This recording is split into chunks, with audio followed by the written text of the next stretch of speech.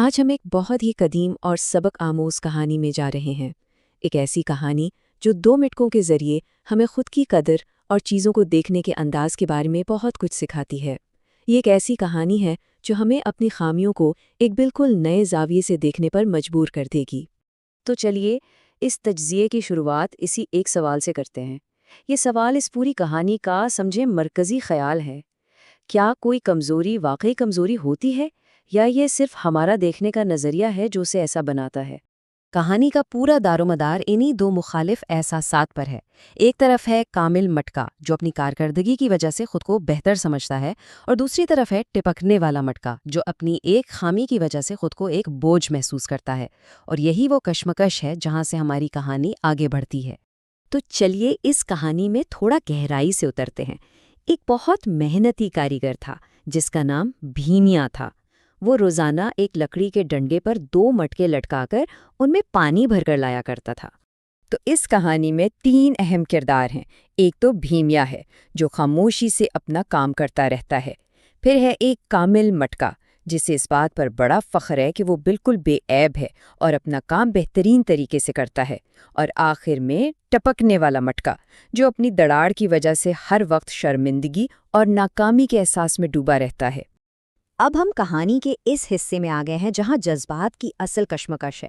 یہ وہ حصہ ہے جہاں کامیابی کو ایک بہت ہی محدود نظر سے دیکھا جاتا ہے، اور اسی وجہ سے ایک طرف غرور اور دوسری طرف شرم پیدا ہوتی ہے۔ یہ صرف پانی لانے کی بات نہیں تھی، بلکہ اپنی قدر کو سمجھنے اور منوانے کی جدوجہد تھی۔ کامل مٹکے کے یہ الفاظ دیکھیں، اس کے تکبر اور تنگ نظری کو صاف ظاہر کرتے ہیں۔ وہ اپنی قدر صرف اس بات سے ناپتا تھا کہ وہ کتنا پانی پہنچا سکتا ہے، اور اسی پیمانے پر دوسرے کو کمتر سمجھتا تھا۔ اس کی نظر میں افادیت ہی سب کچھ تھی۔ اور دوسری طرف اس کے بالکل برعکس ٹپکنے والے مٹکے کی گہری شرمندگی اور افسوس کو دیکھیں۔ وہ اپنی خامی کی وجہ سے خود کو بیکار سمجھتا تھا اور بھیمیا سے کہتا تھا کہ اسے کسی بہتر کامل مٹکے سے بدل دیا جائے تاکہ وہ اس پر بوجھ نہ بنے۔ اور بس یہیں سے کہانی ایک نیا موڑ لیتی ہے۔ بھیمیا جو خاموشی سے دونوں مٹکوں کی باتیں سن رہا تھا، اب حالات کو دیکھنے کا ایک بالکل نیا، ایک انقلابی انداز پیش کرتا ہے۔ بھیمیا کی جو دانائی ہے نا، وہ اسی ایک گہرے سوال سے شروع ہوتی ہے۔ کیا جسے ہم ایک خامی سمجھتے ہیں وہ واقعی ایک خامی ہے، یا اس کا کوئی ایسا مقصد بھی ہو سکتا ہے جو ہماری نظروں سے اوجھل ہو؟ یہاں بھیمیا کا گہرا مشاہدہ سامنے آتا ہے۔ اس نے ٹپکنے والے مٹکے کو بتایا کہ اس کا ٹپکنا کوئی حادثہ نہیں تھا، بلکہ ایک سوچے سمجھے منصوبے کا حصہ تھا۔ وہ جو پانی ٹپکتا تھا وہ راستے میں لگے خوبصورت پھولوں کو سیراب کر رہا تھا جو صرف اور صرف اسی کی وجہ سے کھلے تھے۔ بھیمیا نے جس طرح سے بات سمجھائی وہ بہت سادہ لیکن گہری تھی۔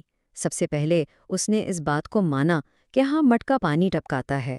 پھر اس نے اس کے پیچھے کی نیت بتائی، مقصد ظاہر کیا، اور آخر میں اس کا شاندار نتیجہ دکھایا۔ اس نے ایک ہی لمحے میں ٹپکنے والے مٹکے کا پورا نقطہ نظر بدل دیا۔ تو اس سب کا مطلب کیا ہوا؟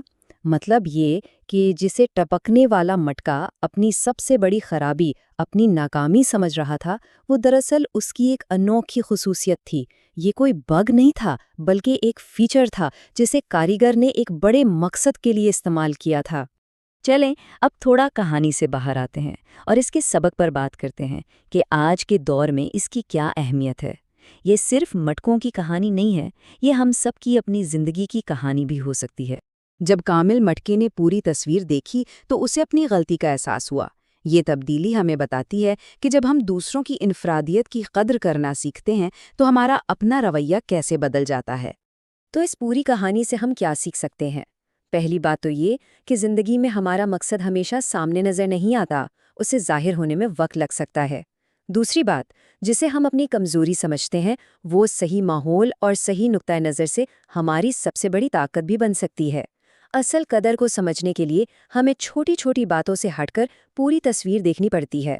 اور آخر میں یہ کہانی یاد دلاتی ہے کہ جب مختلف صلاحیتوں والے لوگ مل کر کام کرتے ہیں تو وہ زیادہ مفید ثابت ہوتے ہیں۔ تو آخر میں یہ سوال ہم سب کے لیے ہے، غور کرنے کے لیے۔ ہماری زندگی میں وہ کون سی چیز ہے جسے ہم اپنی خامی سمجھتے ہیں، لیکن شاید وہ کسی بڑے مقصد کا حصہ ہو، اور اسے سمجھنے کے لیے صرف ایک نئے زاویے، ایک وسیع تر سوچ کی ضرورت ہو۔